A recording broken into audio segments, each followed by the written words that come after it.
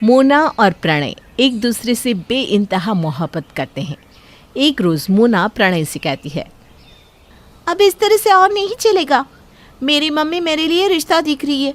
अगर तुमने मेरी मम्मी से रिश्ते की बात नहीं की तो मेरी शादी कहीं और हो जाएगी। तुम जल्दी से कुछ करो, मैं तुम्हारे बिना नहीं रह सकती। तुम चिंता मत करो, मैं कुछ करता हूँ। मोना प्रणय के गले लगकर रोने लगती है। प्रणय उसे बहला फुसलाकर घर भेज देता है। इधर अपने घर जाकर प्रणय सोचता है, मैं मोना को किसी और के साथ नहीं देख सकता हूँ। मुझे माँ से बात करनी होगी। प्रणय सीता के पास जाकर उसे सब कुछ बता देता है। माँ, मैं मोना के बिना नहीं रह सकता हूँ। अब किसी भी तरह मेरी शादी उससे करवा दो ना। तो चिंता मत कर, मैं कुछ करती हूँ। मैं और तेरे पापा कल ही उसके घर जाकर तेरे लिए उसका हाथ मांग लेंगे। कौन सा परिवार ऐसा होगा जो मेरे बेटे को मना कर दे। अगले दिन महावीर और सीता प्रणय का रिश्ता लेकर मोना के घर पहुंच जाते हैं। आप यहाँ मुझे मोना ने प्रणय के बारे में बताया था। मेरे बेटे की खुशी में ही हमारी खुशी है। आपकी बेटी को कभी भी हमारे घर में कोई तकलीफ नहीं होगी। हमें कुछ नहीं चाहिए मोना के अलावा। 1.25 रुपया और नारियल में ही आप अपनी बेटी को विदा कर दो बस। मोना मेरी इकलौती संतान है। उसकी शादी भला मैं ऐसे ही कैसे कर सकती हूँ। धूमधाम से करूँगी मैं अपनी मोना की शादी। पहले मैं प्रणय से मिलना चाहती हूँ। आप लोग उसे बुला लीजिए, तब तक आप लोग भी मोना से बातचीत कर सकते हैं। हाँ, अभी बुलाता हूँ प्रणय को। महावीर प्रणय को उषा के घर आने को कह देता है। इधर मोना चाय नाश्ता लेकर महावीर और सीता के सामने आती है। मुझे तो पता ही था कि मेरे बेटे की पसंद लाखों में एक होगी। सीता और महावीर मोना से बात करते हैं। इतने में ही प्रणय वहाँ आ जाता है और प्रणय को देखते ही उषा कहती है, बहन जी, ये रिश्ता पक्का है। मैं कल ही पंडित जी को बुलवाकर शादी की तारीख निकलवाती हूँ। मोना और प्रणय सबका आशीर्वाद लेते हैं। अगले दिन उषा पंडित जी को बुलाकर शादी की तारीख निकलवाती है और दोनों की शादी धूमधाम से हो जाती है। मोना के सीता के घर आने से सीता के घर में 4 चांद लग जाता है। मेरा परिवार अब पूरा हुआ। अरे अभी कहाँ, अभी तो अपने पोते पोतियों का मुंह देखेंगे उसके बाद। मुझे बच्चे नहीं चाहिए। प्रणय इतना कहकर चला जाता है। एक बार के लिए तो सबके चेहरे उतर जाते हैं। तभी महावीर कहता है, बिल्कुल बच्चा ही अभी तक। शर्मा गया मेरा बेटा। उस वक्त सबको यही लगता है कि प्रणय ने ये बात ऐसे ही कही है। सब कुछ अच्छा चलने लगता है और दिन यूं ही बीतने लगते हैं। एक दिन मोना जब रसोई में खाना बना रही थी, अचानक उसकी तबीयत बिगड़ जाती है और उसे चक्कर आने लगते हैं। मम्मी जी, मुझे बहुत घबराहट हो रही है। भागती हुई मोना बेसिन की ओर जाती है और उसे उल्टियाँ होने लगती है। मोना को उल्टी करता देख महावीर और सीता के चेहरे पर खुशी छा जाती है और सीता खिलखिलाती हुई कहती है, बहू, घबराने की कोई बात नहीं है। तुझे कुछ नहीं हुआ है। ऐसे इस वक्त हर लड़की को होता है। मैं कुछ समझी नहीं मम्मी जी। अरे तू माँ बनने वाली है पगली, और मैं दादी। झूमती हुई सीता महावीर को मिठाई देते हुए कहती है, लीजिए, मुंह मीठा कीजिए, आप दादा बनने वाले हैं। मैं पूरे मोहल्ले में मिठाई बंटवाऊंगी। प्रणय अपने कमरे में बैठा सब कुछ सुनता रहता है और उसके पैरों तले ज़मीन खिसक जाती है। वो सुन्न हो जाता है और कुछ देर के लिए चुप हो जाता है। जैसे ही मोना कमरे में आती है, मुझे ये बच्चा नहीं चाहिए। मैं कुछ नहीं जानता, तुम ये बच्चा नहीं करोगी। ये क्या कह रहे हो? ये हमारे प्यार की निशानी है। मैं अपने बच्चे को इस दुनिया में ला कर रहूँगी। मुझे यह बच्चा नहीं चाहिए, और अगर तुम ये बच्चा रखोगी तो तुम समझना कि मैं तुमसे कोई रिश्ता नहीं रखूँगा। प्रणय गुस्से में अपने कमरे का दरवाज़ा पटक कर घर से बाहर चला जाता है। मोना फूट फूट कर रोती है। सब तो बच्चा होने पर खुशी मनाते, और एक मेरा पति है जो बच्चे होने पर मातम मना रहा है। मैं क्या करूं? किसी को बच्चा नहीं होता है तो वो रोते हैं, और यहाँ मैं माँ बनने से दुखी हूँ। रोते रोते मोना उषा को कॉल कर देती है और उसे सब कुछ बता देती है। बेटा, थोड़े दिन में दामाद जी खुद ही मान जाएंगे बच्चे के लिए, तो इतना मत सोच। पहले ये तो पक्का हो कि तू सही में माँ बनने वाली है या नहीं। मम्मी, आज नहीं तो कल मुझे कभी तो बच्चा होगा। इन्हें तो बच्चे चाहिए ही नहीं, कभी भी नहीं। मेरी पूरी जिंदगी खराब हो गई मम्मा। अरे सब ठीक हो जाएगा मेरी बच्ची, और अगर कुछ हुआ तो तेरी माँ तेरे साथ खड़ी है। उषा से बात करके मोना को थोड़ी शांति मिलती है। 10-15 दिनों में फिर से मैं प्रणय से बात करूंगी, शायद तब मान जाए। इधर सीता को भी चिंता सताने लगती है। इस तरह दिन बीतने लगते हैं और फिर एक रोज़ मोना प्रणय से बच्चे के बारे में बात करती है। प्रणय, मैं तुमसे बहुत प्यार करती हूँ। मैं चाहती हूँ कि हमारे प्यार के निशान इस दुनिया में आए। माँ बनना हर लड़की का सौभाग्य है। बच्चे की सेवा मैं करूँगी, 9 महीने वो मेरी कोख में पलेगा। फिर तुम्हें क्या दिक्कत है? अगर तुम्हें लगता है कि उसके खर्चे तुम्हें उठाने पड़ेंगे तो मैं बच्चा होने के बाद जॉब भी ज्वाइन कर लूँगी। तुम्हें कोई परेशानी नहीं होगी। तुम्हें इस बच्चे को लेकर चिंता करने की कोई ज़रूरत नहीं है। एक बार तुम्हें बोल दिया तो समझ में नहीं आता क्या? मुझे किसी भी कीमत पर बच्चा नहीं चाहिए। मैं फ्री रहना चाहता हूँ। ऐसी बात थी तो तुम शादी से पहले ही बोल देती। मैं तुमसे शादी ही नहीं करता, फिर करती रहती तुम बच्चा। मेरे और इस बच्चे में से तुम्हें किसी एक को ही चुनना होगा। रोज़ की बहस मुझे नहीं चाहिए। देखो, अभी भी तुम्हारे पास मौका है। चली जाओ अगर तुम जाना चाहती हो तो, लेकिन बच्चे की बात मुझसे मत करना। प्रणय की बात सुनकर मोना बुरी तरह टूट जाती है और उसी वक्त उषा को फ़ोन करके कहती है, मम्मी मुझे यहाँ से ले चलो। अब एक पल भी मैं यहाँ नहीं रुक सकती। मेरा दम घुट रहा है यहाँ। ऐसे कैसे तू आ जाएगी? मैं अभी वहाँ आ रही हूँ प्रणय और उसके घर वालों से बात करने। तो वहीं रुक अभी। उषा तुरंत अपने घर से मोना के घर आने के लिए निकल जाती है। थोड़ी ही देर में उषा मोना के घर पहुंच जाती है, जहां मोना रो रही थी। मम्मी अच्छा हुआ तुम आ गई। रोते हुए मोना उषा के गले लग जाती है। उषा सीता से कहती है, मोना मेरी इकलौती बेटी है। आप लोगों के कहने पर मैंने अपनी बच्ची आपके घर में दी थी। क्या आप लोगों का कोई फ़र्ज़ नहीं बनता? आप लोगों को पोता पोती नहीं चाहिए होगा, लेकिन मुझे मेरी नाती का मुंह देखना है। बुलाइए प्रणय को, कहाँ है वो? ऐसा नहीं है बहन जी, आप शांत हो जाइए। मुझे तो लगा कि वो बचपने में ये सब कह रहा है। बात इतनी कब आगे बढ़ गई मुझे पता ही नहीं। मोना ने भी मुझे कुछ नहीं बताया। हम आराम से बैठकर बात करते हैं ना समधन जी। प्रणय, बाहर आओ। प्रणय बाहर आकर उषा के पैर छूता है। इस तरह से तुम मेरी बेटी को छोड़ नहीं सकते हो। ये कोई गुड्डे गुड़ियों का खेल नहीं है। तो मैंने कब कहा कि मैं उसे छोड़ दूंगा? बस मुझे बच्चा नहीं चाहिए। ये कौन सी बात हुई? मेरी बेटी के साथ कुछ गलत हुआ तो मैं किसी को नहीं छोड़ूंगी, याद रखना। तलाक तो तुम्हें इतनी आसानी से नहीं मिलेगा। अगर मेरी बेटी को माँ बनने से रोका जाएगा तो अगली मुलाकात हमारी कोर्ट में होगी, याद रखना। उसके हक के लिए उसकी माँ लड़ेगी। अब मोना, तो अपना ध्यान रखना। मैं अभी जा रही हूँ। तुझे ज़रा भी तकलीफ़ हो तो मुझे कॉल कर देना। अरे बहन जी, मेरी बात तो सुनिए। पर उषा वहाँ से चली जाती है और गुस्से में आग बबूला प्रणय मोना से कहता है, अब हमारे बीच सब खत्म हो गया। सब, अब हमारे बीच सब खत्म हो गया। अपनी माँ को बुलाकर तुमने ठीक नहीं किया। पर मेरी बात तो सुनो एक बार। जो सुनना था वो मैंने सुन लिया। तुम्हारी माँ ने जो कुछ भी कहा वो कम था क्या? अब और कुछ नहीं सुनना चाहता हूँ मैं। प्रणय चला जाता है और मोना रोने लगती है। प्रणय और मोना के बीच के रिश्ते और बिगड़ जाते हैं। मोना को रोते देखकर सीता कहती है, रो मत बहू, तू चिंता मत कर, मैं कुछ करती हूँ। हम ऐसा कुछ करेंगे जिससे प्रणय खुद ही बच्चे के लिए मचलने लगेगा। ऐसा ही हो मम्मी जी, वरना मेरी जिंदगी खत्म ही समझिए। सीता महावीर से कहती है, आपका बेटा बहुत अजीब है। अब उसे कैसे बच्चे के लिए राजी करे?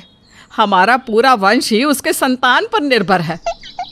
पता नहीं ये ऐसा कैसे हो गया, वरना इसके सभी दोस्त के बच्चे भी हो गए। उन्हें देखकर तो कुछ सीखना चाहिए इसे। अब सब भगवान पर छोड़ दो। नसीब में जो लिखा है वो होगा। इसमें हम कर भी क्या सकते हैं। महावीर की बातों से सीता के मन में एक प्लान आता है और अगले दिन मौका पाकर जब घर पर कोई नहीं रहता, सीता उषा को कॉल करती है और उससे कहती है, बहन जी, इस वक्त गुस्सा करके कुछ नहीं होगा। बच्चे हमारे हैं तो हमें ही शांत दिमाग से काम लेना होगा। घर की बात कोर्ट तक जाएगी तो इसमें हमारी ही इज्जत जाएगी।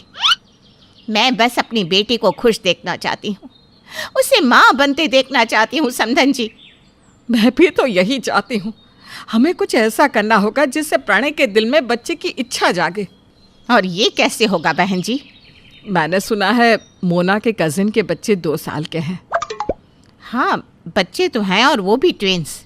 बस आप उन्हें मेरे घर ले आइए आज शाम को ही। अब मैं रोज़ किसी ना किसी को बच्चे के साथ अपने घर बुलाऊंगी, फिर देखती हूँ कि प्रणय के मन में बच्चे की इच्छा कैसे नहीं जगती। ठीक है, आज शाम को आती हूँ मैं बच्चे और रजनी के साथ। शाम को उषा, रजनी और उसके दोनों जुड़वा बच्चे गोलू और गुग्गी के साथ मोना के घर पहुंच जाती है। फिर उषा सीता से कहती है, रजनी का मोना से मिलने का बहुत मन कर रहा था तो मैं उसे यहाँ ले आई। थोड़ा बच्चों का घूमना भी हो जाएगा। हाँ हाँ, एकदम सही किया बहन जी। दोनों बच्चे कितने प्यारे हैं। इनके आने से घर में रौनक सी छा गई है। तुम्हारे घर में तो कोई बोर ही नहीं होता होगा रजनी।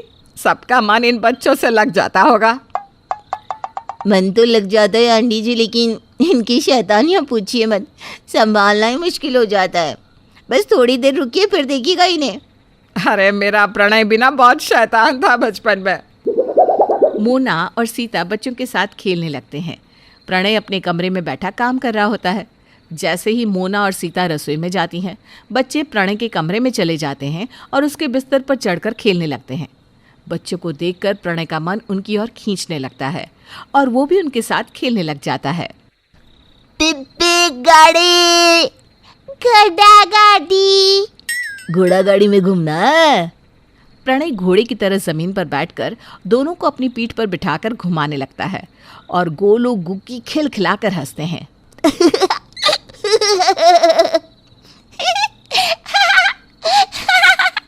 चल मेरे घोड़े, टिक टिक टिक। बच्चों जल्दी से यहाँ आ जाओ, तुम्हारे लिए चॉकलेट है। चॉकलेट। बच्चे प्रणय की पीठ से उतरकर भागते हैं चॉकलेट लेने के लिए। फिर थोड़ी देर बाद रजनी कहती है, चल बहन अब मैं चलती हूँ, इन दोनों शैतानों को मौका चाहिए बस चॉकलेट खाने का। फिर आना हाँ रजनी। हाँ हाँ, जब तुझे बच्चा होगा तब ज़रूर आऊँगी मैं। रजनी, उषा दोनों बच्चों के साथ चले जाते हैं। अगले दिन सीता फिर प्रणय के दोस्त रवि को उसके बच्चे और पत्नी के साथ खाने पर बुलाती है। शाम को रवि अपने 6 महीने के बच्चे और पत्नी के साथ प्रणय के घर पहुंच जाता है। प्रणय गेट खोलता है। अरे रवि, तो आइए भाभी, आइए आइए। अब क्या करूं, तू तो बुलाता नहीं तो मैंने सोचा खुद ही चलाऊं। बहुत दिन हो गए तुझसे मिला। प्रणय बच्चे को गोद में ले लेता है और सभी के साथ बैठ जाता है। बड़ा क्यूट है तेरा बेटा, कितना हल्का है। अरे सभी बच्चे हल्के ही होते हैं और इन्हीं से तो घर में रौनक रहती है। मेरी माँ तो कहती है कि मैं बहुत शैतान था बचपन में। सबके घरों के कांच बॉल मार मार कर तोड़ दिया करता था। वो भी क्या दिन थे ना जब हम बच्चे थे। बचपन ही सही था यार। भैया, आप कब मुझे चाची बना रहे हैं? क्यों मोना, बच्चे का क्या प्लान है? हाँ, हम भी प्लान करेंगे। जितनी देर रवि वहाँ रहता है, प्रणय उसके बच्चे को गोद में ही लिए रहता है। अब हर रोज़ सीता प्रणय के कोई ना कोई दोस्त को उसके बच्चे के साथ घर बुला लेती है। धीरे धीरे प्रणय के मन में बच्चों के लिए जगह बनने लगती है। फिर एक दिन मोना की पड़ोसन उसके घर अपना बच्चा लेकर भागी भागी आकर कहती है, भाभी, मेरे पति का एक्सीडेंट हो गया है। आप आज के दिन के लिए मेरे बच्चा संभाल लेंगे? मुझे अस्पताल जाना है। हाँ, क्यों नहीं, आप जाइए अपने पति के पास, लाइए बच्चा मुझे दीजिए। मोना दिन भर बच्ची का ख्याल रखती है और उसके साथ खेलती है। फिर शाम को जब प्रणय घर आने वाला होता है, तब सीता मोना से कहती है, बहू, प्रणय के आते ही हम दोनों बच्चे को छोड़कर बाजार चले जाएंगे ताकि बच्चे के साथ प्रणय को खेलने का मौका मिल सके। ठीक है मम्मी जी। जैसे ही प्रणय आता है, मोना और सीता बच्ची को प्रणय के कमरे में सुलाकर चली जाती हैं। नींद में बच्चा घूम घूम कर कोने में आ जाता है। जैसे ही वो गिरने वाला होता है, प्रणय उसे पकड़ लेता है। कच्ची नींद में जगकर बच्चा रोने लगता है और गुस्से में प्रणय कहता है, इतने छोटे बच्चे को कोई इस तरह बेड पर छोड़ देता है क्या? एक जरा बुद्धि नहीं है मोना को। आ मेरा बच्चा, आजा आजा बेटा बच्चा आ। प्रणय रसोई में जाकर बच्चे के लिए दूध बनाता है और उसके हाथों में झुनझुना देकर उसे दूध पिलाता है। दूध पीकर जैसे ही बच्चा उठता है तो वो सुसु कर देता है। लो मेरा बच्चा सुसु कर दिया। रोने का नहीं नहीं नहीं नहीं नहीं, मैं अभी डायपर चेंज कर देता हूँ, फिर हम दोनों खेलेंगे। प्रणय बच्ची के साथ खेलने लगता है, उसे अपनी पीठ पर बिठाकर घुमाता है। तभी उसके दरवाजे की बेल बजती है। भैया, मेरा बच्चा, आप लोगों का बहुत बहुत शुक्रिया। आपने मेरे बच्चे को इतने अच्छे से रखा। इसमें शुक्रिया की क्या बात है भाभी? पड़ोसन अपना बच्चा ले जाती है। मोना और सीता जब घर आती हैं, प्रणय का चेहरा लटका हुआ रहता है और वो बिना खाए ही सो जाता है। बहू, लगता है हमारा निशाना सही जगह लगा है। मम्मी जी, निशाना सही तब होगा जब ये हमारे बच्चे के लिए हाँ कहेंगे। अरे वो भी होगा, कुछ वक्त रुक जा बहू। खा पी कर सब सोने चले जाते हैं। आधी रात को प्रणय उठ जाता है और मोना को उठाकर कहता है, मोना, मुझे बच्चा चाहिए। तुम सही कहती थी, माँ बनना हर औरत का सौभाग्य है। बच्चे से मेरे घर में भी रौनक छा जाएगी। थैंक यू प्रणय, अब मैं भी माँ बन पाऊंगी। Thank you so much. Pranay के मुंह से बच्चे के लिए हाँ सुनकर सब खुश हो जाते हैं और 7 महीने के बाद मोना एक प्यारी सी गुड़िया को जन्म देती है। नई नवेली दुल्हन की तरह अनु सजने में व्यस्त थी। अभी उसने बिंदी लगाई, फिर चुड़िया पहन रही थी कि तभी, अरे बेटा, देखना ये नालायक काम वाली आज आई ही नहीं है। इतने सारे बर्तन धोने के लिए रखे हुए हैं, घर भी कितना गंदा पड़ा है। घर को आज सफाई की बहुत ज़रूरत है। शादी में जितने मेहमान आए थे, उनके जाने के बाद सफाई तो करनी ही होगी, वरना घर में रहना मुश्किल हो जाएगा। तू तो जानती ही है मुझे सफाई कितनी पसंद है। बेटा, जो अभी शादी की अगली सुबह अपने कमरे से निकला ही था, अभी भी वो दूल्हे की तरह चमक रहा था। वो माँ की बात सुनकर परेशान दिखने लगता है। ओहो माँ, इतना परेशान मत हो आप। मैं जाकर बुला लाता हूँ काम वाली को उसके घर से। मेरे कहने पर वो आ जाएगी और घर का सारा काम भी कर देगी। अरे तू नहीं जानता उसे, वो नालायक अब 2 दिन नहीं आने वाली है। सुबह सुबह उसका आदमी खबर दे गया कि बच्चे की तबीयत खराब है, इसलिए महारानी नहीं आ पाएगी। पर माँ, ये तो बहुत गड़बड़ वाली बात हो गई। हाँ बेटा, इन लोगों का क्या कहना, ठीक काम के समय गायब हो जाते हैं। जैसे ही पता चलता है कि काम थोड़ा बढ़ गया है, वो अपनी असली औकात दिखाने लगते हैं। अभी शादी में कितने पैसे दिए हमने, फिर भी देखो मौके पर साथ नहीं देते। अच्छा ठीक है माँ, अब तुम अपना ब्लड प्रेशर मत बढ़ाओ। और बताओ, झाड़ू कहाँ है? मैं कर देता हूँ सफाई, तुम बस आराम करो। सुनिए जी, आप मुझे बता दीजिए कि बर्तन कहाँ धोना है, झाड़ू कहाँ रहता है और पोछे की बाल्टी भी। मैं कर देती हूँ ना सफाई। बड़े उदास मन से वो अनु के हाथों की मेहंदी देखता है। उसकी माँ अंदर ही अंदर मुस्कुरा रही थी। अरे ऐसे कैसे हो सकता है अनु? अब तुम कल ही तो आई हो, तुम आराम करो, मैं कर देता हूँ काम। नहीं, आप मुझे बताइए ना, मैं कर दूंगी। उधर से अनु की सास ने अपना गला साफ किया जिसका साफ मतलब था कि वो चाहती थी कि अनु ही घर का काम करे। आप मुझे बताइए ना, कहाँ रखे हैं बर्तन? मैं कोई मेहमान थोड़ी ना हूँ यहाँ। देखो, रसोई घर में ही सब कुछ है। जाओ उधर, वहाँ बर्तन, झाड़ू, पोछा सब मिल जाएगा। अनु बिना कुछ बोले चुपचाप रसोई घर की तरफ जाने लगी। तभी उसकी सास ने कहा, अरे बहू सुनो, उधर आंगन की तरफ रहने देना, उधर की सफाई मैं कर दूंगी। माँ, वो कर देगी ना सफाई, अब तुम उसे मना क्यों कर रही हो? अरे मेरे लाडले बेटे, तुझे कुछ समझ में नहीं आता।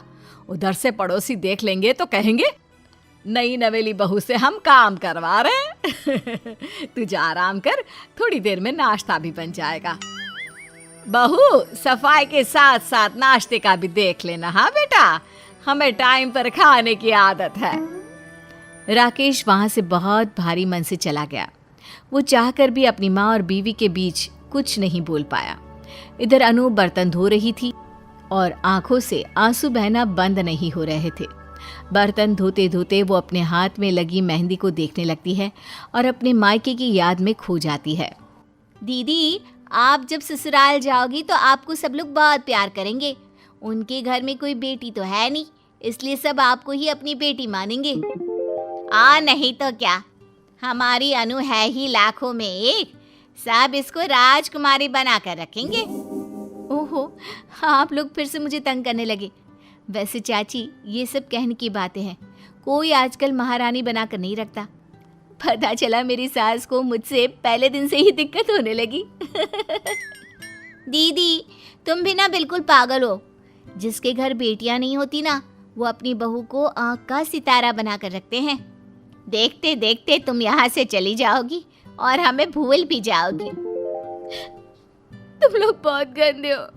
आखिर मुझे रुला कर ही मारा ना तुम दोनों ने।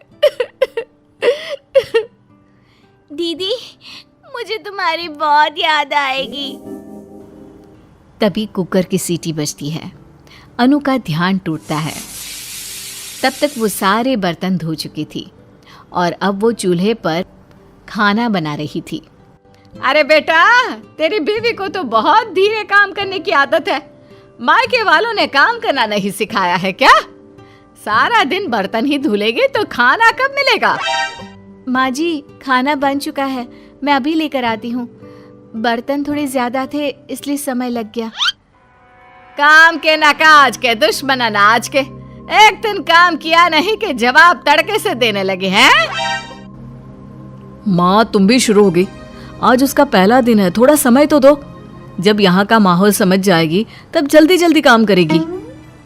अनु 2 प्लेट में नाश्ता निकाल कर लाती है और एक किनारे खड़ी हो जाती है। अरे वाह अनु, तुमने तो बड़ी स्वादिष्ट पूरियां बनाई है। अब तो बीवी के हाथ की पूरियां अच्छी लगेंगी, हैं? मैं जो पिछले 28 साल से तुझे पूरियां बना बना कर खिला रही थी, एक दिन भी कहा तूने कि मेरे हाथ की पूरियां अच्छी लगी हैं? कल की आई लड़की के खाने की तारीफ करने लगा तू। देख लेना, अगर ऐसे तरीके से माथे पर चढ़ा कर रखेगा ना तो एक दिन तुझसे ही बर्तन धुलवाएगी। मुझे नहीं पता था कि मेरा बेटा इतना नालायक है। माँ, अब तुम्हारा बहुत ज्यादा हो रहा है। देख रहा हूँ सुबह से बोलती ही जा रही हो, बोलती जा रही हो। तुम्हारी बहू आई है इस घर में, तुमने सोचा है कि उसने कुछ खाया या नहीं? नई बहू ने आते ही बर्तन धो दिए, घर साफ कर दिया, पर उसे पानी तक नहीं पूछा तुमने। राकेश, खबरदार जो मेरे से ऊंची आवाज में बात की तो। इस लड़की के सामने मुझे नीचा दिखा रहा है ताकि ये मायके जाकर हमारी बदनामी करे। वारे दुल्हन, तुझे आए 24 घंटे नहीं हो रहे और माँ बेटे के बीच में आग लगा दी तूने। तेरे जैसी लड़कियां ही घर तोड़ने में तेज होती हैं। माँ जी, आप इनकी बात पर ध्यान मत दीजिए। मुझे आप लोगों से कोई शिकायत नहीं है। आप खाना खाकर आराम करिए। शादी का घर था, सबको थकान हो गई होगी और आपके लिए आराम करना जरूरी भी है। इन्हीं चिकनी चुपड़ी बातों से तूने मेरे बेटे को अपने वश में कर लिया। मैंने सोचा था अच्छी लड़की लेकर आऊंगी, अपनी बेटी बना कर रखूंगी, पर यहाँ तो मैं नागिन लेकर आ गई। माँ, तुमने तो अब हद ही कर दी। खा लो अपनी पूरियां। मेरा पेट तो तुमने अपनी बातों से ही भर दिया है। अनु आंखों में आंसू लिए देखती रह गई। राकेश वहां से चला गया और सास ने भी खाना छोड़ दिया। माँ जी, कम से कम आप तो खाना खा लीजिए। जब ये बाहर से आएंगी तब मैं इन्हें खिला दूंगी। हाँ बहू रानी, तुम ही तो इतने दिन से इस घर का ख्याल रख रही थी ना। आज मैं खराब बन गई और तुम महान बन गई। नहीं खाना मुझे खाना, मेरे लिए खाना बनाने की कोई जरूरत नहीं है। सास वहां से बड़बड़ाते हुए अपने कमरे में चली जाती है। सोचा था बेटी लेकर आऊंगी और यहाँ तो चुड़ैल आकर बैठ गई। हाय राम, क्या होगा मेरे बेटे का? उसकी जिंदगी बर्बाद कर दी मैंने। माँ जी, जरा रुकिए, मुझे आपसे कुछ कहना है। बस आप मेरी बात सुन लीजिए। अगर आपको सही ना लगे तो आप जैसा कहेंगी मैं वैसा करूंगी। मुझे कुछ सिखाने पढ़ाने की जरूरत नहीं है, समझी? कल की आई लड़की मुझे सिखाएगी। तभी राकेश बाहर से आता है। कम से कम वो जो कहना चाह रही है सुन तो लो माँ, फिर तुम्हारी जो मर्जी। ठीक है, बोल क्या बोलना है। माँ जी, शादी के पहले जब आप मुझे देखने आई थी, आपके अच्छे स्वभाव को देखकर ही मैंने शादी के लिए हाँ कहा था। मैं पहले आपकी बेटी बनना चाहती हूँ, बाद में इनकी पत्नी।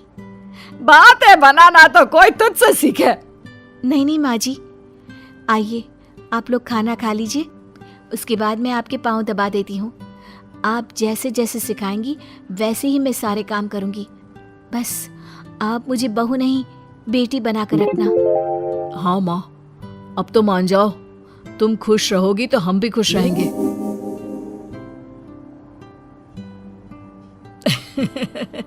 बहुत जोर की भूख लगी है मेरे बेटे को।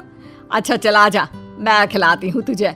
और बहू तुम भी अपना खाना लेकर आ जाओ, हम सब साथ खाएंगे।